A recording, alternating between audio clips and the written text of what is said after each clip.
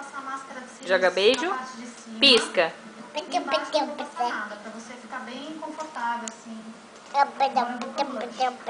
blush ele vai alongar mais o seu rosto. Você usa blush no seu dia a dia? Não. Pensei em batom bem cor de boca. O que você acha? Você gosta? Vermelho eu acho que tá, né? Tá vendo? Eu acertei. Então, essa é a opção pro dia a dia, tá? Então você tem que usar sempre uma maquiagem natural, mas usa, porque assim você vai ver a diferença. As pessoas vão te olhar com outros olhos. E você vai se sentir muito melhor. Realmente, gostei muito.